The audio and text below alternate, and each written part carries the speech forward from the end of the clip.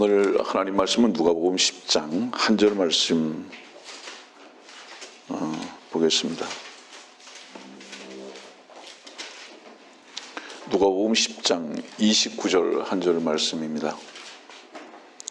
그러나 그는 자신을 의롭다고 주장하고 싶어서 예수께 말씀드리기를 그런데 누가 나의 이웃이니까? 라고 하니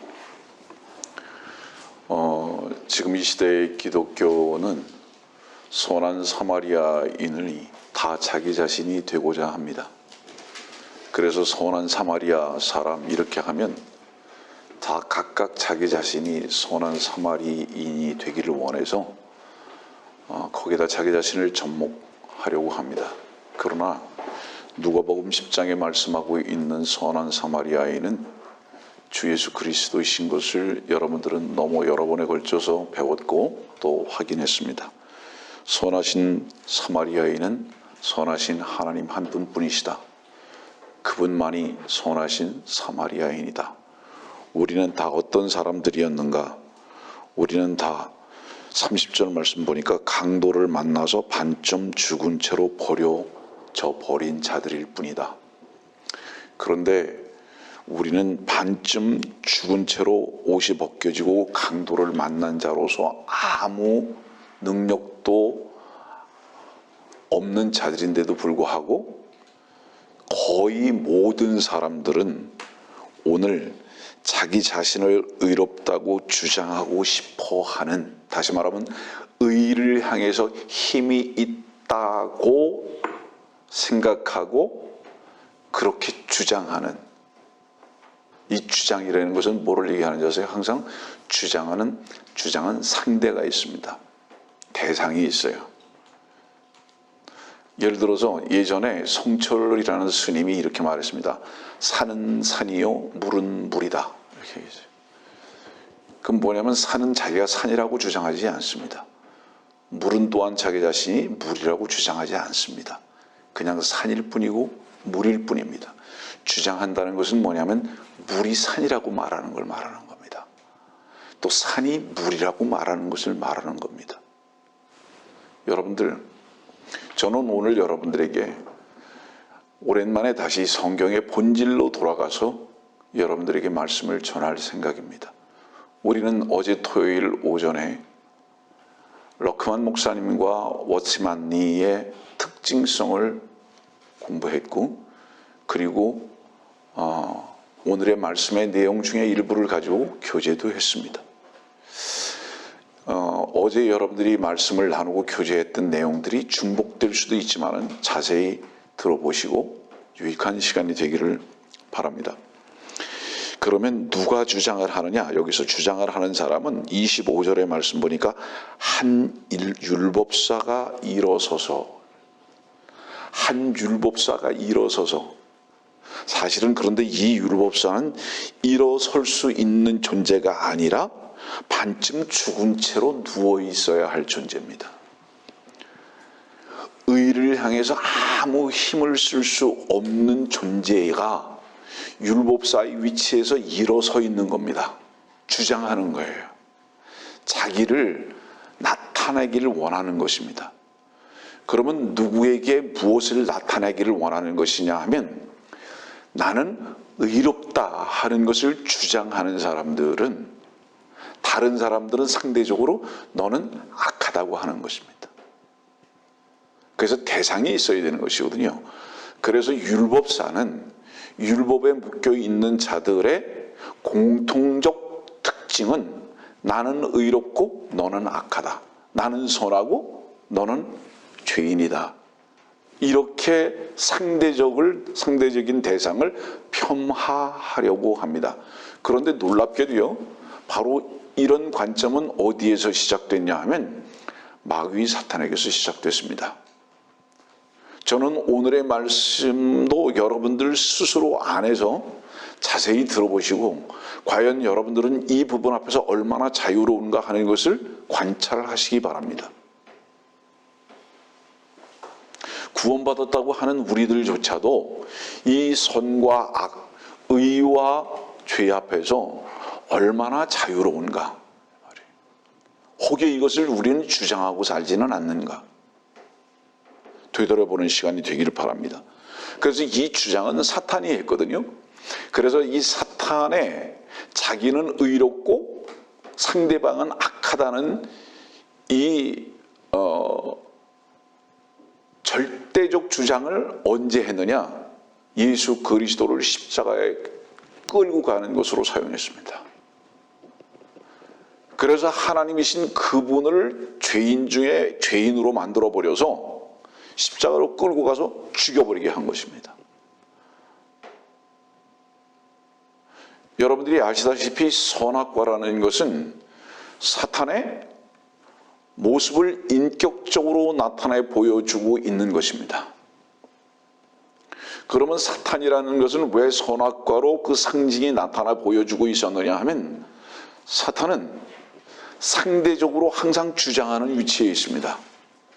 누구까지 그것을 주장하느냐 하면 하나님이신 바로 그분 앞에서도 주장하는 것입니다. 네. 그래서 이 선악을 알게 하는 나무의 실과는 주님께서 오셔서 완전히 이 세상을 심판하시고 자유롭게 하실 때까지 그 영향력은 계속되는 것입니다. 그 영향력은. 우리 누가복음 18장의 말씀 보면 이런 말씀하고 있어요. 누가복음 18장 9절의 말씀 보면 그 후 주께서 자기들은 의롭다고 스스로 믿고, 여기 스스로 믿고라는 말씀에 주목하십시오. 하나님은 그렇게 생각하지 않는다 이 말이에요. 네?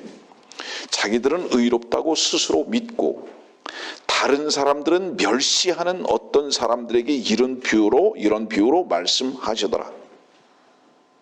그 여러분들 자기 자신이 의롭다고 스스로 믿는 사람들은 다른 사람들을 멸시할 수밖에 없습니다. 근데 이런 사람들은 11절 말씀에 뭐라고 연이어서 구체적으로 설명을 하고 계시냐면 그 바리새인은 서서 혼자 이렇게 기도하더라. 여기서도 또 서 있습니다. 분명히 이 바리새인과 율법사는 반쯤 죽어 있는 자거든요. 참 의에 대해서 무기력한 자거든요. 근데 그걸 몰라요. 그게 서서 있어요. 네? 하나님이여 나는 다른 사람들 즉 착취하고 불의하며 간음하는 사람들과 같지 아니하고 또 이 세리와도 같지 아니함을 감사하나이다. 여기 우리가 주목할 것은 같지 아니하고 같지 아니함을 분리시켜요. 그런데 여러분들 보세요. 율법사나 바리새인이 주님과 같지 아니함을 어찌하겠습니까? 그렇잖아요. 율법사나 바리새인은 영원히 주님과 같지 아니합니다. 그런데 놀랍게도요, 착취하고 불의하고 간음하는 자들은 주님과 같음을 어찌합니까? 이 세리는 주님과 같음을 어찌합니까? 여러분들 우리는요 돼지의 궁둥이에 묻은 오물을 닦은 자들이 아니에요. 개의 입에 묻은 오물을 제거한 자들이 아닙니다. 우리는 개에서 우리는 돼지에서 하나님의 아들이 된 자들이지,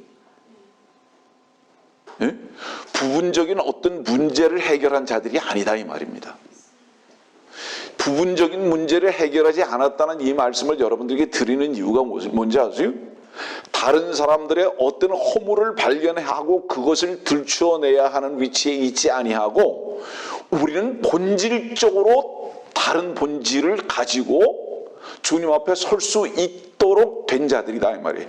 이것이 주님의 보혈이고 주의 말씀으로 인한 씻김이다 이 말입니다. 이 요한복음 13장에는 먼저 완전히 다 씻겨진 후에 그 다음에 발을 씻는 것입니다. 우리는 이미 진리의 말씀으로 인해서 완전히 씻겨진 자들입니다. 그래서 이것을 구원이라고 하는 것이고요. 거듭났다고 하는 것은 완전히 새로워진 것을 말하는 거예요. 다시 말하면 거듭났다는 것은 신포도주가 생명수로 바뀌었다는 것을 말하는 것입니다. 여러분들. 다시 말하면 하나님의 아들을 믿는 자들인 거예요. 이거 요한복음 1장 12절의 말씀을 경험한 자들인 거죠. 이 보혈이 역사하고 있다는 것을 의미하는 것입니다, 여러분들. 말씀을 다시 중간 점검을 해서 말씀을 드릴게요.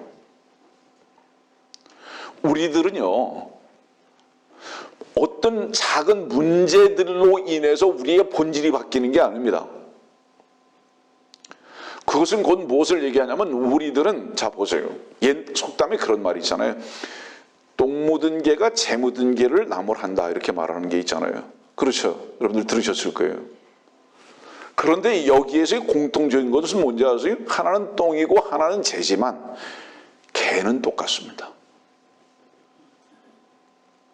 그러나 우리는 하나님의 아들들로서 혹여 똥이 묻었다고 할지라도 그 아들들이 바뀌어지는 것은 아닌 것입니다. 이건 닦아져야 되는 것이에요, 이것은. 그러나 아무리 깨끗해도 개는 개라는 이 말씀이에요. 본질적인 것을 말씀을 드리는 것입니다. 그런데 이 율법사는 본질적으로 자기 위치가 어느 위치냐 하면 바리새인들도 마찬가지인 거예요. 주장할 수 있는 위치가 아님에도 불구하고 서서 주장하고 있더라, 이 말입니다. 어떡하죠? 네. 저는 오늘 여러분들에게 이렇게 간곡히 말씀드립니다. 우리들 속에도 의롭다고 하는 주장들이 남아 있다면 이거는 주님 앞에서 우리들이 얼마나 부끄러운 위치인가라는 것을 발견할 수 있어야 합니다. 하나님 앞에서 우리들의 위치가 발견되는 자들은 절대로 다른 사람들을 멸시할 수 없습니다. 우리가 설 수가 없습니다. 우리가 구원받고 거듭났던 것은 우리가 강도에게 붙들려서 완전히 옷이 벗겨지고 반쯤 죽은 위치에서 구원받은 것이기 때문에 일어설 수가 없는 거예요, 우리 스스로가.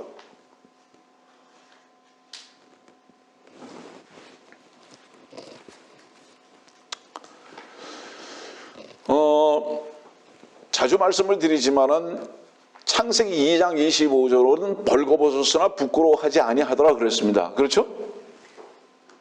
왜 그 말씀이 거기에 기록되어 있는지 아십니까? 하나님의 시선과 아담과 이브의 시선이 동일한 관점에서 자기 자신들을 보고 있었다, 이런 뜻입니다.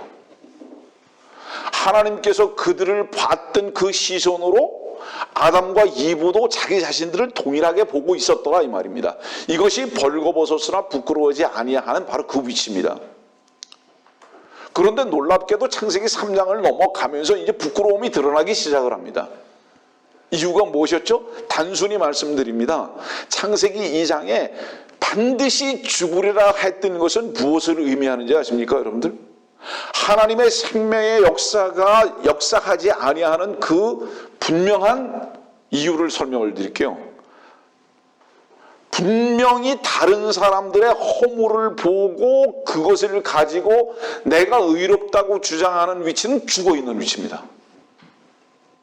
그건 죽어있는 위치예요. 그거는 창세기 3장의 위치지 창세기 2장의 위치가 절대로 아닙니다.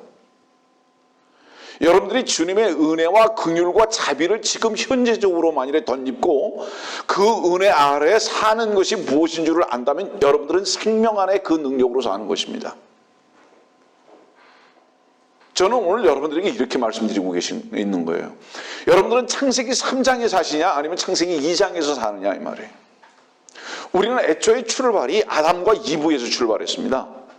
그 아담과 이브에서 출발했다는 것은 뭐냐면 창세기 3장에서 출발한 거예요. 우리는 늘 부끄러웠어요. 그래서 원래 우리 위치가 부끄러운 위치였기 때문에 무화과나 잎을 가려가지고 우리는 의롭다고 주장하면서 살았다, 이 말입니다. 우리는 의롭다고 주장하면서 살았다, 이겁니다. 그런데 이것이 율법의 관점에서 우리 스스로가 의롭다고 주장하는 삶을 살았었는데, 그러나 하나님 앞에 나갈 수는 없었습니다. 하나님 앞에 나갈 수는 없었어요. 그러다가 우리가 어느 순간에 예수 그리스도의 희생으로 말미암아 그분의 가죽옷을 입고 난 다음에 우리는 전격적으로 다시 창세기 2장으로 넘어가 버렸습니다. 그래서 하나님께서 우리들을 보시는 은혜의 눈으로 우리 자신을 보기 시작했습니다.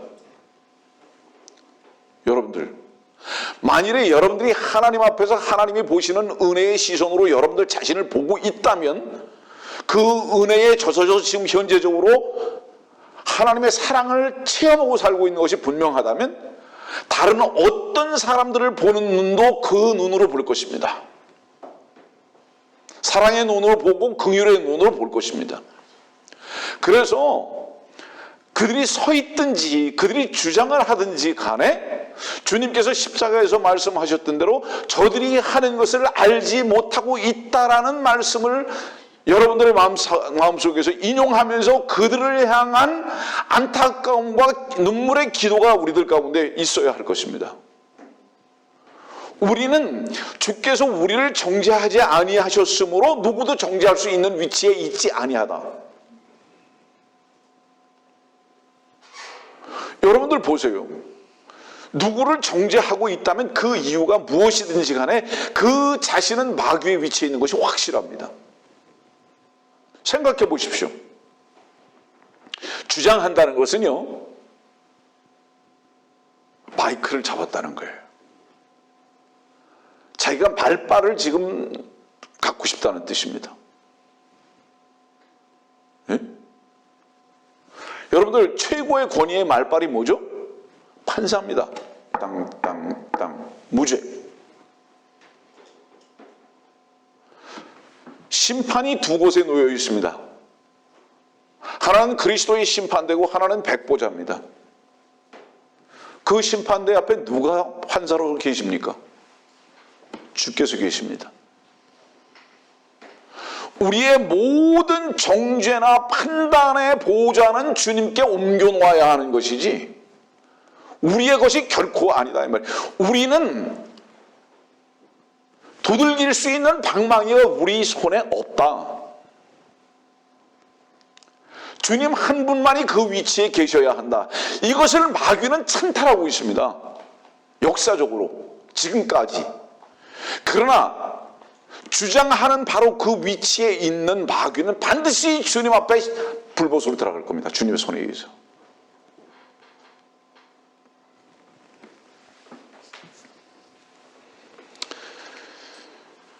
갈라디아서 3장 13절은 너무나 유명한 말씀입니다. 나무에 매달린 자는 누구나 저주를 받은 자라고 말했습니다. 어떤 나무일까요, 여러분들? 이 나무는 십자가를 가리키지만은 사실은 이 나무는 선악과입니다. 율법의 나무예요. 선과 악을 구분해내서 주장하는 나무입니다.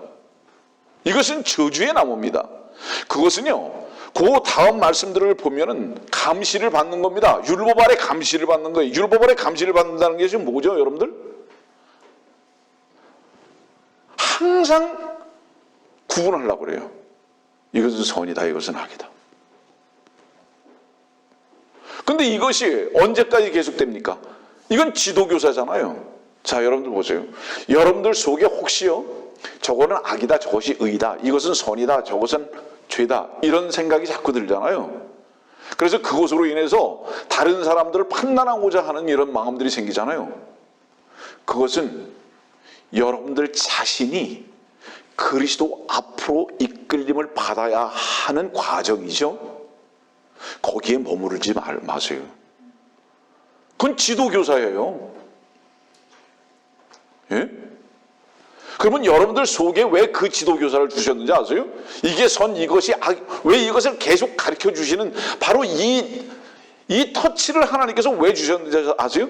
다른 사람들에게 그것을 적용하기 위해서 그걸 주신 게 아니고, 너는 악하다, 나는 의롭다, 이것을 적용하고 우리들 자신에게 적용하기 위해서 그런 것을 주신 것이 아니라, 그 악하고 선함, 의롭고 죄, 이 안에 있는, 내면에 있는 율법에 갇혀있는 이것을 가지고 주님의 은혜의 자리로 우리 자신이 나가게 하시기 위한 주님의 초청이라는 걸 잊어버리지 마시라 이 말이에요. 다른 사람들을 거기다가 가두기 위해서 있는 게 아니다 이 말이에요. 이해하시겠습니까? 무슨 얘기지? 여러분들 살다가요, 다른 사람들의 문제를 발견했을 때, 그 문제를 발견했을 때 그 사람을 가지고 정죄하기 전에 여러분들 자신을 죄의 속에서 발견하고 주님께 나가라 이 말이에요. 그 말이에요. 그 뜻으로 여러분들에게는 율법 내지는 양심을 주셨다 이 말이에요. 근데 문제는 이 지도교사 아래에 있는 것을 너무 즐기고 살더라 이 말이에요. 평가를 너무 즐기고 살더라 이 말입니다. 이유가 뭐죠? 이것은 우리 자신들이 재판관이 되고자 하고 재판관이 위치에 있는 것을 너무 즐기고 있다 이 말이에요. 이게 너무 우리들이 교만하다는 증거다 이 말입니다.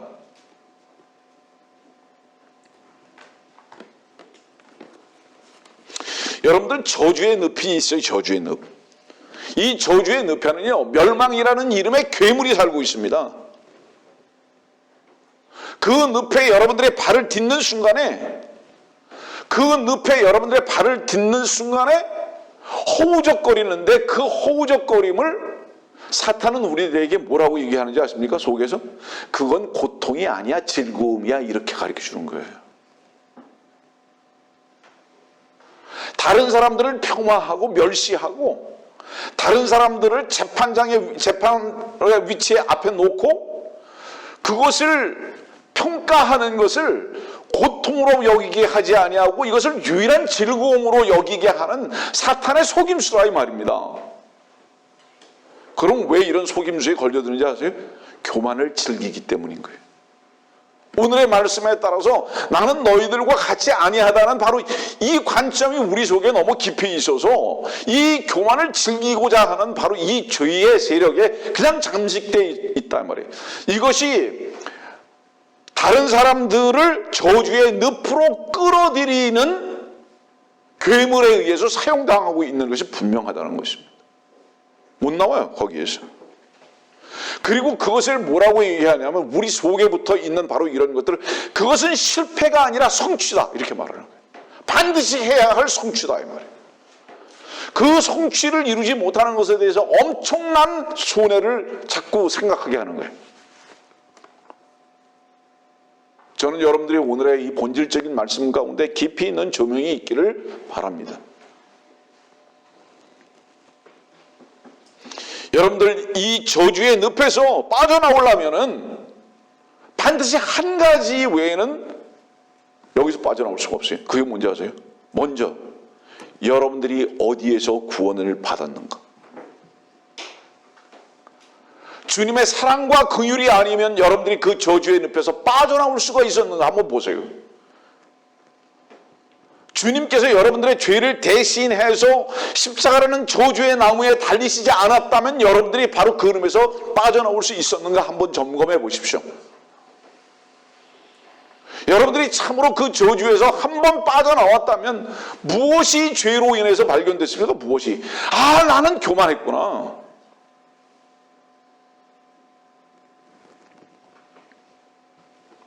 여러분들이요, 여러분들 자신이 먼저 저주의 늪에서 빠져나와야 합니다.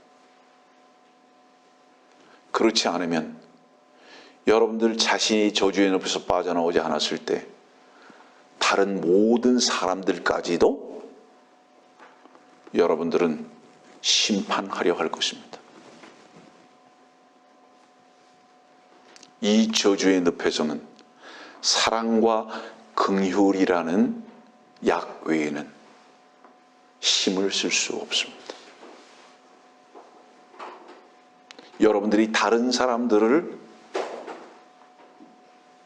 멸시할 때에 이미 먼저 여러분들은 그 멸시 속에 있다는 것을 절대로 잊지 마십시오.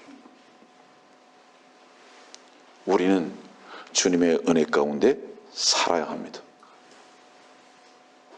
주님은 은혜와 진리가 충만하셨다고 했는데 몇 주 전에 설교를 말씀드렸듯이 우리에게 그리스도는 계시지 아니하고 모세만 있다면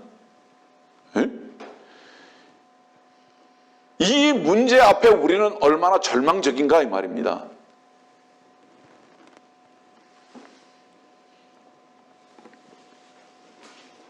여러분들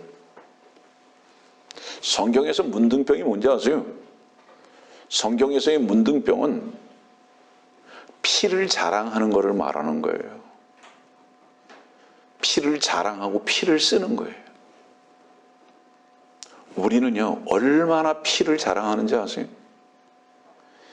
이 피를 쓰는 거에는 본능적입니다. 24시간 365일. 이 독소에 전부 다 오염되어 있어요.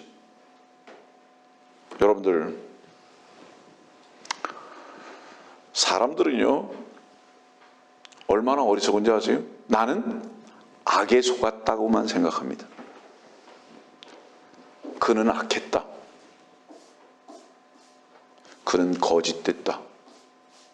거기에 속았다. 이렇게 말합니다. 주의 시선으로 말씀드립니다. 당신은 악에 속은 것이 아니라 당신은 당신의 선에 속았습니다. 아세요? 당신은 상대방의 악에 속은 것이 아니라 당신은 당신이 가지고 있는 선의 가치에 속은 것입니다. 우리가 속았다는 것은 뭐를 의미하는지 아세요, 여러분들? 잘못 짚었다, 잘못 보았다, 잘못 들었답니다. 그러면요, 예를 들어서 보세요.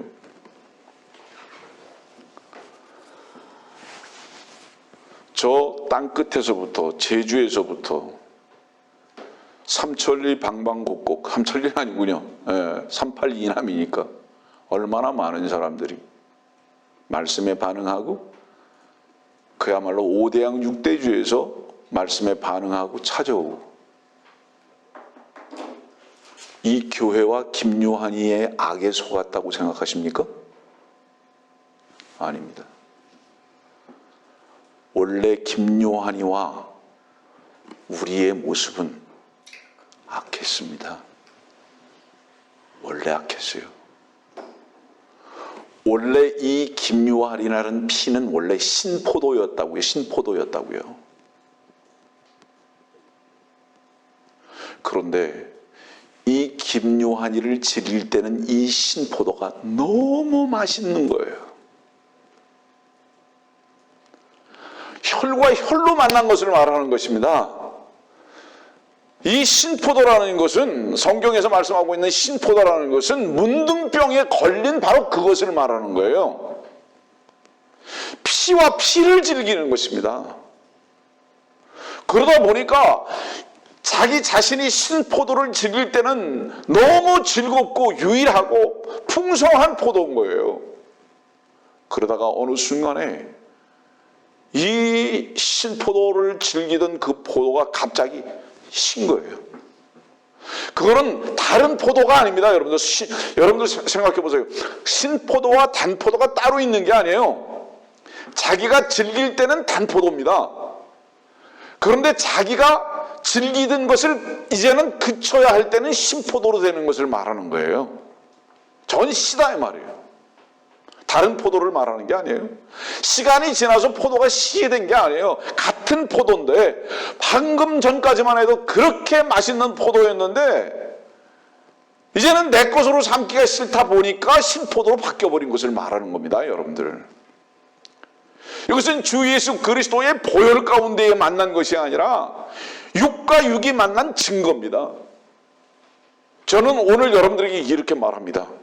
여러분들도 저와 만나서 교제를 하고 있다면 여러분들도 반드시 언젠가는 김요한에게서 신포도를 발견하게 될 것입니다. 우리는 그리스도의 보혈 안에서 교제하는 거예요. 왜냐하면 그 보혈만이 변질되지 아니하고 영원한 것이기 때문입니다. 저는 여러분들에게 바로 이 보혈로 초청하기를 원하는 거예요. 여러분들이 저를 원한다면 저는 정말로 두렵습니다. 언제 다시 신포도가 될까 봐.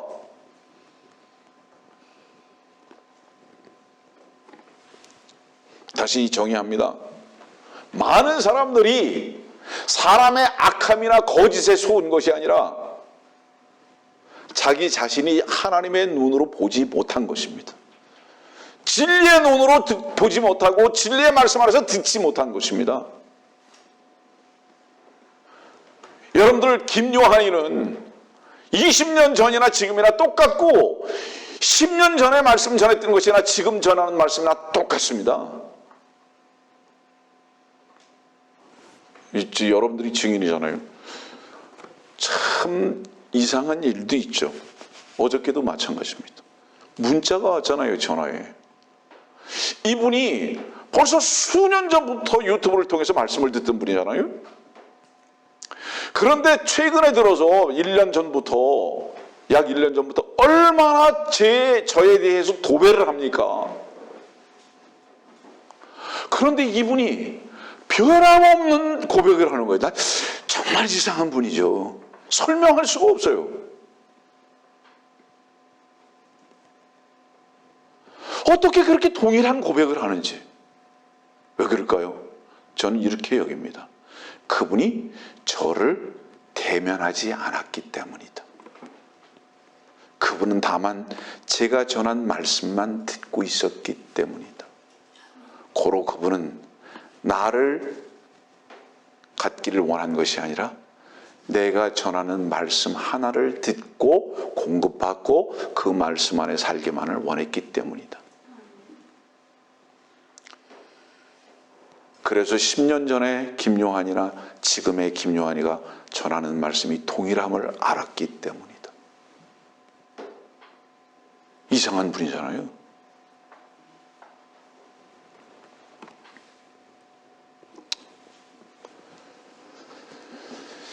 자, 많은 사람들은요, 우리들이 동일한 문제입니다. 우리는 주장하고 싶습니다. 그거는 마귀의 교묘한 속임수에 속고 있는 것입니다.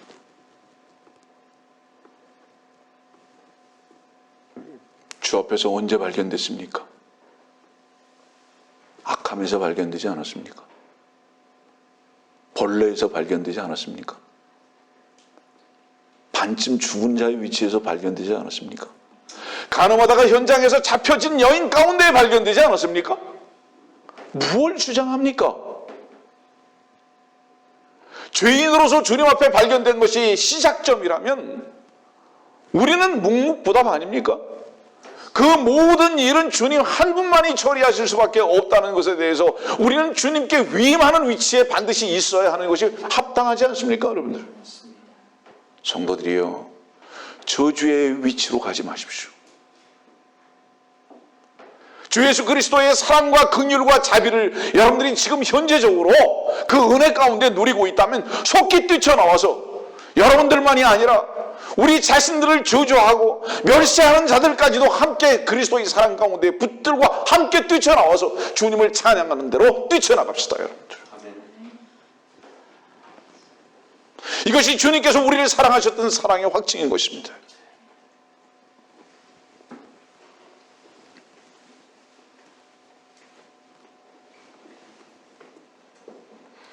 우리는 세상에서 어떤 것 앞에서도 속을 수 없습니다.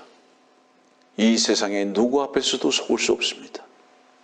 이유가 무엇일까요? 우리가 듣고 보는 것은 그리스도 안에서만 듣고 보고 판단해야 하기 때문입니다. 우리는 무엇인가 결정할 수 있는 결정권이 없습니다. 모든 결정권을 주님께만 미루십시오. 그분은 결코 홀이라도 남김없이 바로 그것을 정하실 것입니다. 교만의 위치에서 내려오십시오.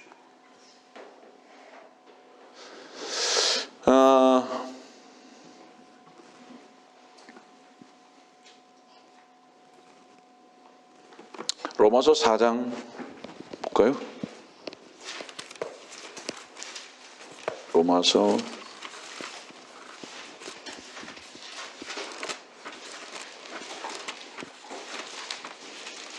4장 말씀입니다.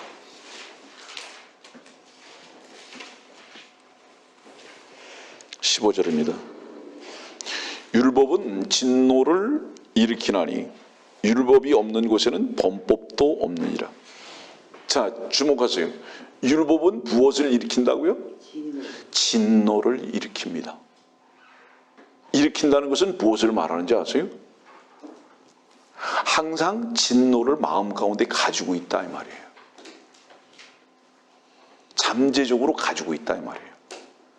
오늘 여러분들은 누가복음에서부터 시작해서 로마서에 이르기까지 일으켜지는 것, 서는 것 이런 것 자꾸 보는 거예요. 가만히 죽은 듯하게 반쯤 죽은 것 같이 누워있다가요, 율법으로 인해서 진노가 일으켜집니다. 뭐를 얘기하는 것이에요? 여러분들 속에 율법의 저주에서 해방을 받은 증거가 있는 사람들은요, 지금 현재적으로 그것이 있는 사람들은요, 하나님의 진노에서 자유케 된 경험이 있기 때문에 내 속에 진노를 일으킬 만한 근거를 제거하는 것이 무엇인 줄 압니다.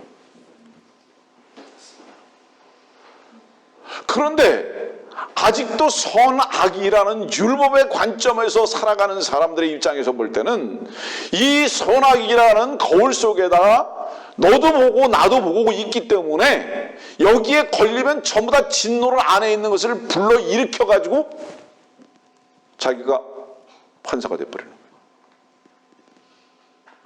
거예요. 여기에 모두 다 속았습니다. 여기에 모두 다 속았습니다. 그런데 우리는 어떤 위치인지 아세요? 놀랍게도요, 이 부분 앞에서 벌거벗었으나의 위치입니다. 무슨 뜻인지 아세요? 신명기 한번 1장 봅시다. 신명기 1장 보면요, 우리가 39절로 기억하는데요, 신명기 1장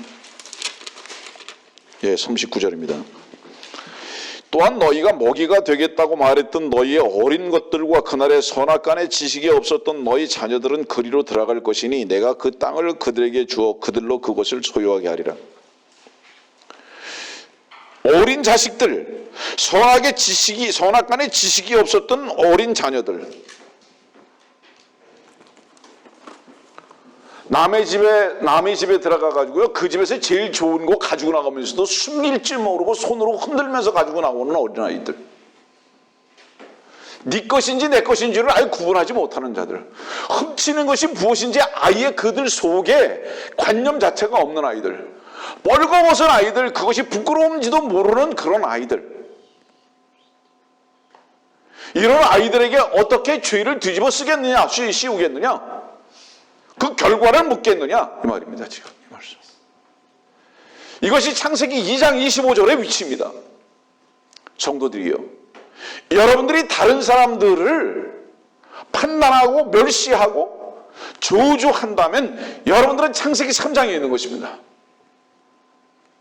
우리는요, 주님께서 환영했던 어린아이들의 위치에 발견되어야 합니다. 우리는 벌거벗은 위치에서 주님 앞에서 발견된 자들이고요, 이것이 은혜 아래 살아가는 삶의 증거입니다. 그래서 그 삶 속에서 우리들의 연약함이 드러날지라도 하나님께서는 죄 없다 하실 수밖에 없는 연약함의 위치, 누구를 판단할 수 없는 위치. 어린아이들이 누구를 판단하겠습니까? 자기 자신이 판단받지 아니하는데. 이것이 주님의 은혜와 사랑 가운데 사는 확실한 증거다. 우리는 바로 이 삶 속으로 들어가야 한다. 이것이 그리스도 안에서의 삶이다.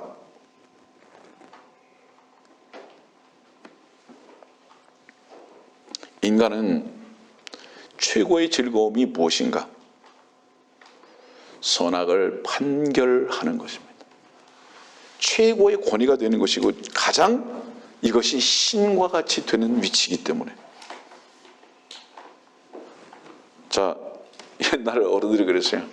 3가지 구경이 있다고 그랬습니다. 물구경, 불구경, 쌈구경. 쌈구경 왜 사람 많이 모일까요? 야, 대한민국 요즘 난리 났습니다. 서로 싸우면서 수백만 명이 모였다고 그래요. 예. 구경거리 대단합니다. 쌈구경 왜 즐기는지 아세요? 이유는 뭔지 아세요? 그 쌈구경 속에서 저건 틀렸어, 이게 옳아. 자기는요, 그 쌈구경 속에서 판사가 되는 거예요. 이게 너무 즐거운 거예요.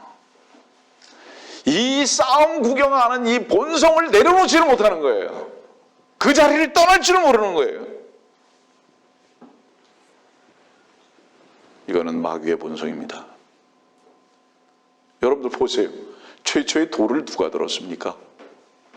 최초의 돌은 아벨이 들지 않았어요. 카인이 들었어요. 그리고 요한복음 8장에 있는 말씀대로 그 다음 돌은 누가 들었죠? 큰 사건만 말하는 겁니다.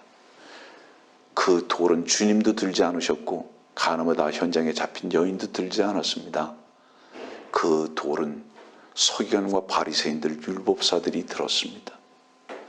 그러면 그들이 들었던 그 돌은 누구로부터 유전받은 것이죠? 선악과라는 인격체인 마귀로부터 유전받은 것입니다. 그걸 쓰는 거예요. 놀랍죠, 여러분들? 보세요. 저들과 같이 아니함을 감사한다. 저들은 어떤 자들인지 아세요? 주님과 하나 된 자들이었습니다. 가늠하다가 현장에 잡힌 여인이 주님과 하나 됐었고, 세리와 창기가 주님과 하나 됐었고, 다른 사람들 앞에서 멸시받던 자들이 주님과 하나 됐다는 것은 너무 아이러니하지 않습니까? 여러분들은 실상 누구와 하나 됐습니까? 점검하십시오. 여러분들 속에 저주가 있다면 여러분들 마귀와 하나가 되는 것입니다. 그리스도께서 우리를 보시는 사랑과 긍휼의 눈으로 내 자신을 발견할 수 있다면 이 세상에 속한 어떤 연약한 자들도 또한 그 눈으로 볼 수 있다는 것을 입증하면서 사십시오. 여러분들은 선하고 다른 사람들은 악합니까? 아닙니다. 주님 한 분만 선하십니다. 주님 한 분이 선하신 것을 마음으로 믿는 자들은 그분께 모든 것을 옮겨 놓습니다. 그러면서 여러분들은 자유와 평강을 맛보실 수 있는 것입니다. 만일에 여러분들이 스스로의 재판장의 위치에 있게 된다면 하나님의 위치는 어디십니까? 그렇잖아요. 여러분들이 다른 사람들을 판단한다면 주님의 판단은 언제 이루어질 것입니까? 우리는 겸손해야 합니다. 우리는 우리의 모든 가지고 있는 교만, 판단의 보좌를 주님께 옮겨 놓을 수 있어야 합니다. 오늘의 본문의 말씀을 잠깐 보고 마치겠습니다. 누가복음 10장 25절. 그런데 보라, 한 율법사가 일어서서 주를 시험하여 말씀드리기를. 여러분들 여기 보라 무슨 뜻이죠? 많은 사람들의 시선을 그곳으로 옮겨놓고 있습니다. 그러나 여러분들 율법사를 볼 수는 있지만, 이 율법사가 일어섰기 때문에 볼 수는 있지만, 이 율법사의 위치에서 여러분들 자신이 반쯤 죽은 채로 버려두고 간 바로 그 위치에서 발견하시는 자들이 되기를 바랍니다. 일어서지 마십시오. 나는 반쯤 죽어있는 위치에서 발견됐다.